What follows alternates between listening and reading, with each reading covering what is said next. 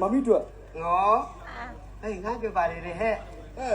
လက်ထဲမှာလည်းထော်ကောက်နေတယ်ငါတော့ဘာမှမပေါက်ကာဘူးလား ဩပုတ်ကဘောမ ပေါက်ကာဆိုရင်ပေါက်ကြီးတယ်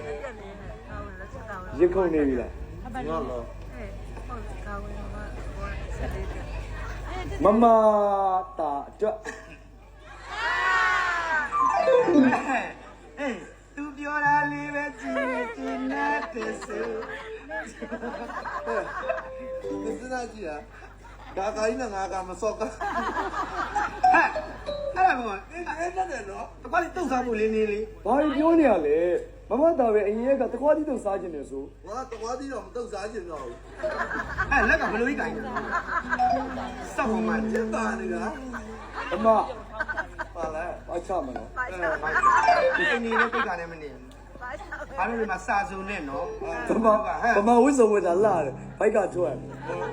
တိတ်ခါရှိရတယ်တေချာမတ်တာယောက်ျားတို့ဖုံး လက်ယုံ မိန်းမတို့ဖုံး တုံးပေါ် အချောက်တို့ဖုံး တော့ပြင်ကောင်း ကိုတိတ်ခါလည်းကိုနေကောင်းမ ဟုတ်တယ်ဘာရှုပ်တော့ ဟိုမိဘဆိုတာသမီးတို့မတက်တာလေးတက်အောင်သင်ရတယ် မမီ ဟိုတရောင်းကမှဘယ်ဟုတ်ပတ်သွားအောင်မ ဒီလိုမရဘူး အေးရနေဟိုအစိမ့်မချဘူးနေဟိုအစိမ့်မချဘူး အမေကတော့ရက်နေနိုင်ဘူးလား အမေမေနေလာယူနေရကြုံအေးလည်းလာပြီးတော့မိဘပစ္စည်းကိုလာပြီးတော့မရငယ်နေချင်း တကားတယ်